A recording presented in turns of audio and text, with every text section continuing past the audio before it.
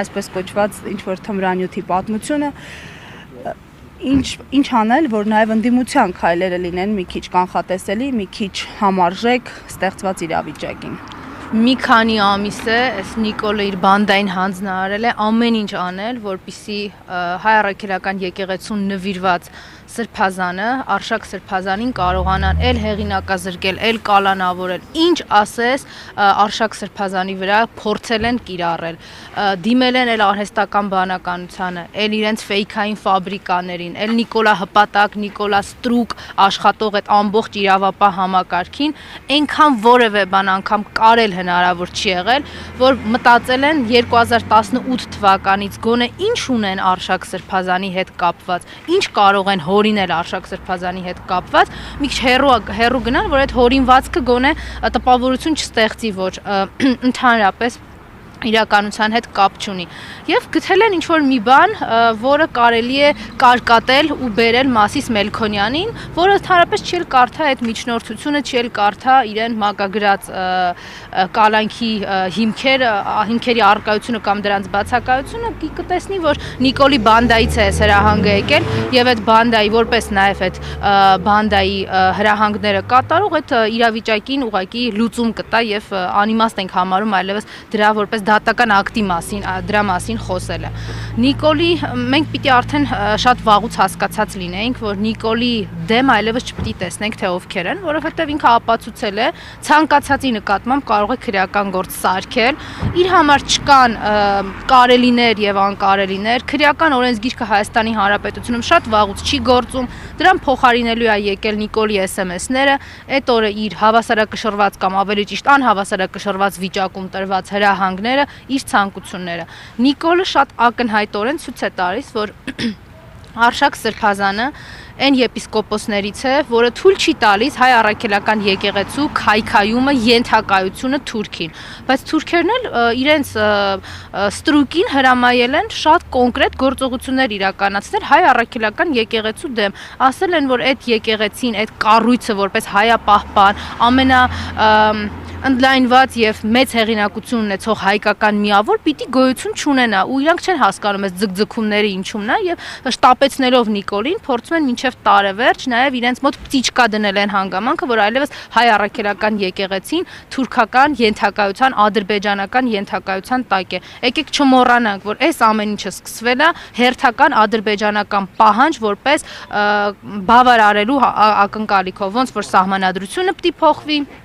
ոնց որ ԵԱՀԿ Մինսկի խումբը պիտի չլներ արցախահայերի իրավունքների պաշտպանության համար, ոնց որ պիտի Արցախ գոյություն չունենար, ոնց որ պետք է Հայաստանի տարածքային ամբողջականությանը գա փոխարինելու Ադրբեջանին հանձնվող տարածքները եւ գյուղերը, տենց էլ հայ առաքելական եկեղեցու չլինելն է։ Տիկին Մկրտչյան, այք, ես նորից վերաձևակերպեմ հարցս։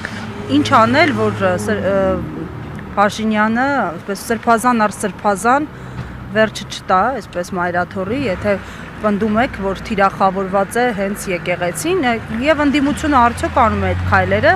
թե պիտի նստեն, սպասեն, մինչև տեսնենք երբ ինչ կլինի։ Ես շատ անկեղծ եմ ասելու, ընդդիմությունը այդ քայլերը չի անում, որտեղ եթե ընդդիմությունը այդ քայլերը աներ, մենք կարողանայինք որևէ բան անել, վճռական լինեինք, հասկանայինք վերջի վերջո, որ քաղաքական process-ների մեջ չենք, դավաճանի ու թշնամու հետ ենք մենք ընդհանրապես այսօր առերեսվում, այս իրավիճակը չէր լինի։ Եթե մենք սկսենք ամեն քաղաքական բանտարկության ժամանակ ուղակի առավել մեծ ելույթների եւ առավել մեծ տեքստերի վրա շեշտադրում անենք, ուղղակի հերթը հասնելու է յուրաքանչյուրինս ու կարծում եմ, որ յուրաքանչյուրիս է հասնելու ու որևէ մեկը թող չմտածի, բայց ես այդ ինչ եմ արել, որ ես ինչ կապ ունեմ սրա հետ, բայց ես ինչ կապ ունեմ նրա հետ։ Նիկոլի մոտ տենց բաներ չկա, ինքը յուրաքանչյուր արդեն հայ լինելու գաղափարը իր համար ռիսկային է եւ ինքը հայերին չեզոքացնում է տարածաշրջանից, որ թուրքերի ու ադրբեջանցիների կյանքը շատ ավելի բարվոք, բարեկեցիկ եւ ավելի անհոգ լինի, ինչպես իրենք 100-ամյակներ շարունակ երազել են։ Մենք եթե ամեն քաղաքական բանտարկությանը սկսենք հենց այդ բանտարկության համար պայքար կամ ամեն անգամ ստեղ գալուց ասենք վայ էլի Մասիս Մելքոնյանին մակագրեցին, վայ էլի հեսա այս նիկոլական բանդան պիտի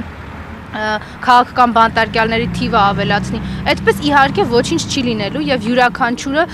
իր մաշկի վրա ուղղակի Հայաստանի քաղաքացիների զգալու է թե ինչ ասել է բռնաճնշում, ինչ ասել է իշխանազավթված պետությունում ապրել, մի բան պետք է անի ընդդիմությունը, պիտի Նիկոլին հեռացնի, որտեվ Նիկոլին հեռացնելով է Մասիս Մելքոնյանը հեռանալու, Նիկոլին հեռացնելով հենց այդ օրը տասնյակ քաղաքական բանտարկյալներ բանտերից դուրս կգան եւ սրա լուծումը դա է մտածել, որ մենք ամեն օր հասցնելու ենք ավելացող քաղաքական բանտարկյալների հետևից կամ դատարաններ գնանք։ Հիմա եթե մենք այսօր իրար հետ փորձենք բոլոր քաղաքական հալածանքների ու բանտարկությունների հետևից այդ դատավարություններով անցնենք, այդ քրեակատարողական հիմնարկներով գնանք, չենք հասցնելու, հավատացեք, այս 24 ժամը չի բավարարելու։ Այսօր արդեն այդպիսի մասշտաբների է հասել այս քաղաքական հալածանքը ուղղակի։ Արշակ Սրբազանի ձերբակալումից հետո հաջորդը Վեհափար Հայրապետին է հերթը եւ ավելի հեշտ կլինի նրա նկատմամբ նման գործողություններ իրականացնելը, արդյոք դիսում եք այդ։ Մեկ վայրկյան անգամ չեմ կասկածում, ասեմ ավելին, հիմնավոր կասկածներ կա, որ իրենք շատ ավելի վատ քայլերի են պատրաստ դիմել։ Երեք չի ասեց ինչ հրամայում եմ ես իմ հեղինակազրկված ազգային անվտանգության ծառայության իմ ցանկությունները կատարել ու կատարում եմ, պետք է կատարի, բա ինչ պետք է անի։ Որ հայը կանգնում է Նիկոլի, այսինքն Թուրքիայի ու Ադրբեջանի ճանապարհին, իրենց ճանապարհի ընկալումը միայն մեկն է, Հայաստանի պետության չգոյությունը, այդտեղ սկսում են բռնաճնշումները։ Որտեղ որ կործանվում է Հայաստանը, տեղ շահում է Նիկոլը, որտեղ որ բռնաճնշումներ են եւ իրավունքների տոտալ սահմանափակումներ են Հայաստանի քաղաքացիների, այդտեղ շահում է Նիկոլը։ Այս բանաձևից ինքը չի շեղվում։ Ցավալիորեն ինքը չի շեղվում, մենք էլ վերջնականապես այս ընկալումը եւ մթնոլորտը չենք կարողանում պատկերացնել։ Քաղաքականության հետ գործ չունենք, իրավականության կամ դրա պակասի կամ դեֆիցիտի հետ գործ չունենք։ Ստեղ ուղղակի բեսպրեդել է, հանցավոր մի հատ բանդա է, որը օրինականացրել է իր զենք կրելու եւ այդ դատավորների կնիքներն ունենալու միջավայրը։ Եվ սրանում Հայաստանի քաղաքացիներին ոնց էին ասում, հանգիստ վերընկեք տեղներդ, առանց խոսալու, առանց տեսնելու եւ այո, հասկանում եք, բայց ծպտուններդ չլսենք։ Տիկին Մկրտչյան եւ մի հարց էլ ամեն դեպքում դուք ասում եք Նիկոլին պետք է հեռացնել, գործընկերս երկու անգամ հանուն հարցը հնչեցրեց, բայց միևնույն է տեսանելի չէ թե ինչպես պետք է հեռացնել իշխանությանը,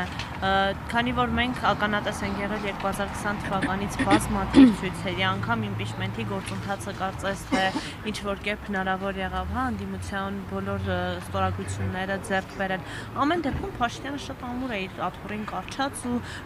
այնպեսի տպավորություն է, որ 2026-ն էլ իրեն է ասում է ջախջախելու եմ, այսինքն իրեն հեռացնելու այդ մեխանիզմը չկա ըստ էության։ Իրեն հեռացնելու մեխանիզմները կա, իսկ այն